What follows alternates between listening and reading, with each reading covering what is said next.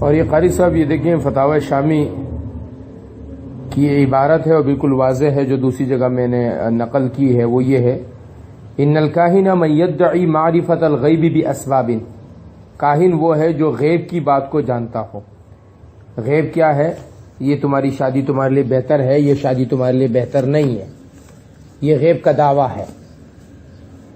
فلذا انقسم الى انواع متعددۃ، ایسے لوگوں کی مختلف قسم ہیں، کسی کو عراف کہتے ہیں، کسی کو رمال علم رمل کہنے والا، والمنجم علم نجوم کرنے والا، والذی یدعی ان له صاحبا من الجن یخبره عما سیکون، کہ میرا ساتھی ہے، جسے آج کل عاملوں کے زبان میں جو ہے وہ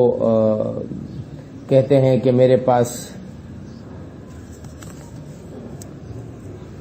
وہ ایک جن ہوتا ہے، کیا کہتے ہیں اس کو یہ لوگ،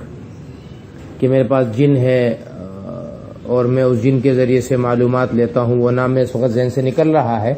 جو ایک مخصوص نام یہ لوگ لیتے ہیں، موکل، میرے پاس موکل ہے جو مجھے بتا دیتا ہے، میں اپنے موکل کو بھیج دیتا ہوں۔ والکل مذموم شرعا، یہ ساری کی ساری چیزیں شریعت کی نظر میں ناپسندیدہ ہے۔ محکوم علیہم علی مصدقہم بالکفر، جو آدمی خود یہ کام کرتا ہے یا جو آدمی اس کی تصدیق کرتا ہے، وہ سارے کے سارے کے اوپر فیصلہ کیا جائے گا کہ جو آدمی اس بات کا دعویٰ کر رہا ہو بالکفری، وفی التتارخانیہ یکفر، آدمی کافر ہو جائے گا، بقولی انا اعلم المسروقات، جو چیزیں کھو گئی ہیں، چپل گماؤں گا، یہ گماؤں گا، تمہاری چوری ہوئی چیزیں معلوم ہو جائیں گی، فرمایا ایسا علم کے دعویٰ کرنے والے کو اس کو کافر کہا جائے گا، کیونکہ یہ غیب کا دعویٰ ہے، لہذا اس طرح کی چیزیں کرنا شرعاً یہ جائز نہیں ہے۔